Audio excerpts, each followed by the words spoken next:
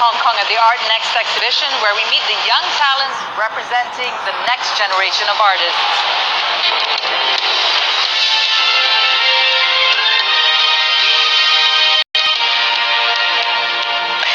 A diplomatic dispute is escalating between the United States and Turkey. Ankara says it won't process any visitor visas for U.S. citizens. That's after Washington suspended non-immigrant visa services at its missions in Turkey. Diane Estabrook reports from Washington, D.C. The U.S. fired off the first volley in the diplomatic dispute on Sunday, issuing a statement saying it was suspending all non-immigrant visa services at diplomatic facilities across Turkey. By the end of the day, the Turkish embassy responded in kind to the U.S. The visa suspension war started just days after Turkish authorities arrested a U.S. consulate employee, Metin Topuz, claiming Topuz was spying for an exiled Turkish cleric. The U.S. says those accusations are baseless. Oluç Özilukar, retired ambassador and former principal representative to the European Union, says the U.S. is sending a clear and deliberate message. I think that this is a reprisal from the American side, or at least a warning to Turkey that the American side is not happy at all with what's going on actually in Turkey with regard to the American interests. The exiled cleric Fethullah Gulen has been a bone of contention between the U.S. and Turkey for nearly 2 decades. Turkish President Recep Tayyip Erdogan claims Gulen masterminded last year's bloody military coup attempt from his compound in the U.S. state of Pennsylvania. He's been pressuring the U.S. to extradite the cleric. Gulen has repeatedly said the claims are baseless. Following the failed coup attempt, former Vice President Joseph Biden traveled to Turkey to reaffirm friendly ties with the nation. President Donald Trump did the same thing when Erdogan visited Washington last spring.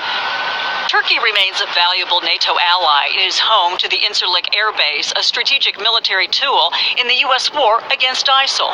Besides the consulate employee, a dozen other Americans remain under arrest in Turkey.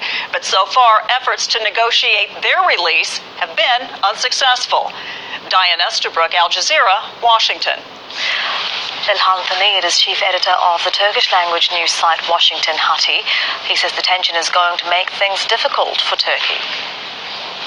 When we start talking about the problem between the two countries, really, we cannot stop at anywhere. There are so many issues. At this point, we are very much in uncharted territory. As far as we can know, we have not seen such suspension of visas between the countries, and now the Turkey also suspended the visa against the U.S. government. There is kind of a chicken game between the capitals, but at the same time, these two allies, NATO allies, and allies for about 70 years, call each other a strategic ally, working in many areas across the world.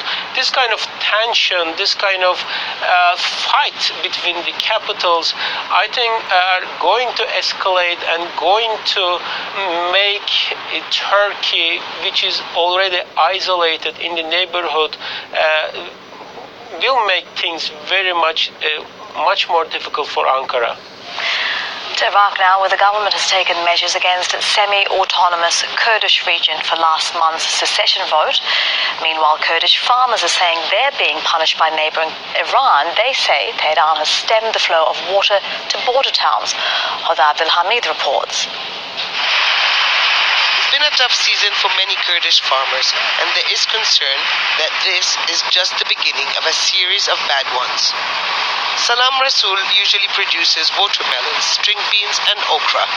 Now he has to make choices as the quality of his crops has declined. If there was enough, I could plant this land. But now we only work on 2 out of 10 acres. We need to estimate how much water there is before working the land, and we have to make a choice. If they continue like this, we will have to abandon the land. The problem started a few months ago when, across the border, Iran closed a dam on the Little Zab River, which is shared by both countries. Some here say it all started when the Kurdish referendum was first announced. But Iran says it needs the water for its own domestic consumption. Here, it meant that during the summer season, farmers couldn't irrigate their land. Most of the harvest went to waste. Farming here depends on shallow wells, and normally the water level would be at around 4 meters. But since Iran shut down the dam, well, it's at less than 1 meter. Underground water is becoming scarce. Faced with this problem, Burhan Amir dug a third, deeper well to save his fish farming business. The lack of water has an impact on the fish. The size also depends on the quality water. 2,620. Each pool should have a continuous flow of fresh and clean water. We don't do that anymore. It comes from the first pool and it goes out from the last one. But this is not sustainable for much longer. Many sub-rivers have also gone dry. Currently, the water is trickling back again, but the flow remains at less than 80% of what it used to be. Those living in the area say they only get 3 hours of water a day. You can see what the water level used to be. We built these dams. They are handmade. It's primary emergency reaction so we can stock some water that can feed the city and the areas. The pumps need a certain level of pressure to function. Water is not something to be neglected, and it's not replaceable. I think the crisis will grow. The Little Zab River also feeds the Dukan Lake, one of 2 that produces hydroelectricity in the Kurdish region. Here too, the level is going down. So far, negotiations between Iran and Iraq's Kurds haven't gone anywhere, and Kurdish authorities have now been threatening to cut off water supplies to central and southern Iraq to provide for their own needs. But Abdelhamid, Aljazeera, in northern Iraq. At least 12 people have drowned after a boat capsized as it was carrying Rohingya refugees from Myanmar to Bangladesh. 10 of them were children. It's the 3rd time a boat has capsized since people started fleeing violence in Myanmar's Rakhine state in August. More than 60 people drowned when 2 boats capsized last month.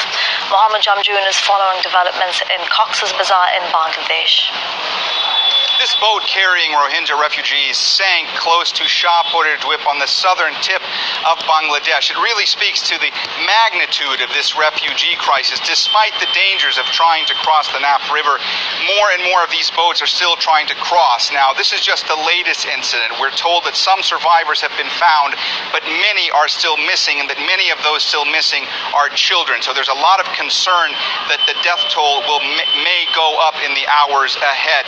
Now, in September, there were at least 2 incidents in which boats sank, Rohingya refugees that were trying to cross from Myanmar into Bangladesh. And again, this really goes to show these people are so desperate, fleeing for their lives, trying to get to Bangladesh despite the dangers. Now, the UNHCR has said that there's really no end in sight to this crisis, and that's why there's so much concern right now. You had over 500,000 people cross from Myanmar into Bangladesh just in the last 6 weeks.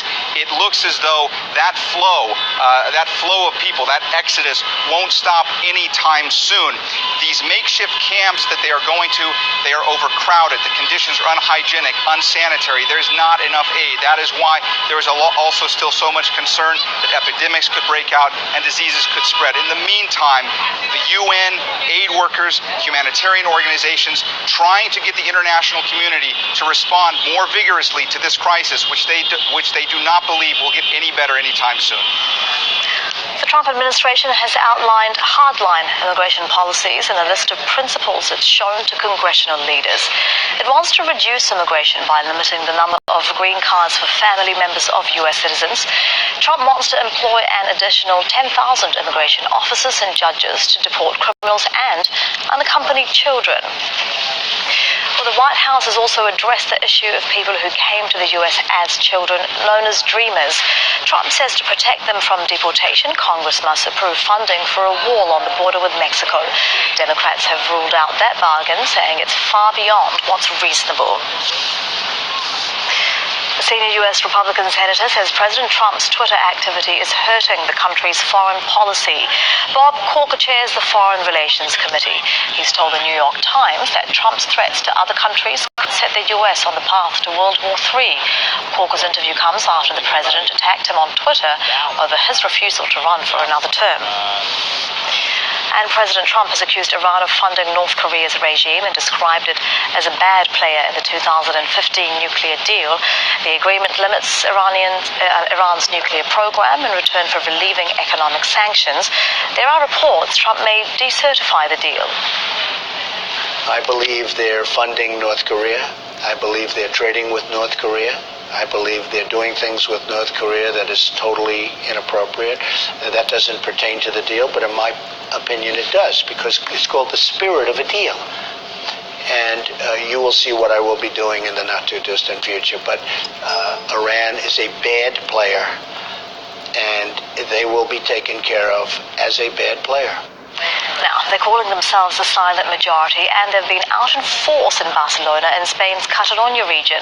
Hundreds of thousands of people travelled from all over the country to make their call for unity a week after Catalonia's secession vote. The referendum has plunged Spain into political crisis, and as Jonah Hull reports, both sides are only hardening their positions. Barcelona has seen plenty of huge demonstrations, but not like this one. In a sea of red and yellow, the Catalan Senyera flies alongside the Spanish national flag. In a region gripped by calls for independence, this is a highly unusual show of national unity. Come from other parts of Spain, but most are from Catalonia itself. Toni Roldan is a Catalan politician opposed to independence. We have lived throughout the best period of prosperity and peace throughout the last 40 years since the dictatorship was finished, was over.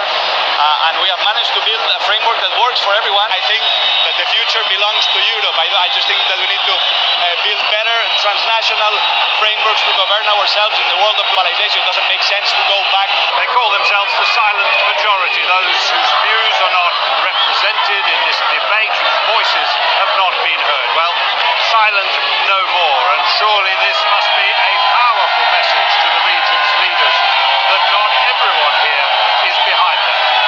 One woman described an atmosphere of hostility towards those who disagree with the push for independence.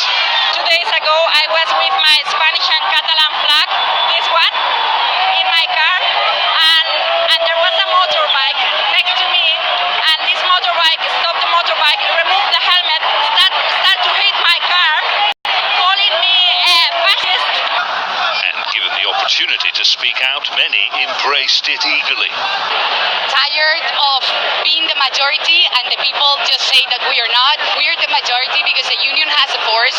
And come on, it's common sense. Independence calls in this region with its distinct culture and language are centuries old, but the stakes have never been higher. In Madrid, Prime Minister Mariano Rajoy warns he may use special powers to revoke Catalonia's autonomy. The regional government, meanwhile, is considering a unilateral declaration of independence in the week to come. But who will follow them? Not these people, who seem to have found their voices. Jonah Hull, Aljazeera, Barcelona. Still ahead on the bulletin, a close race in Liberia to find a successor for Africa's first elected female president. Welcome to the ancient cheap seats that probably wouldn't have offered the best view of the regular bloodbath down below, but they do offer a sensational view of the city. And new parts of Rome's Colosseum are being opened up thanks to financing from well-heeled residents.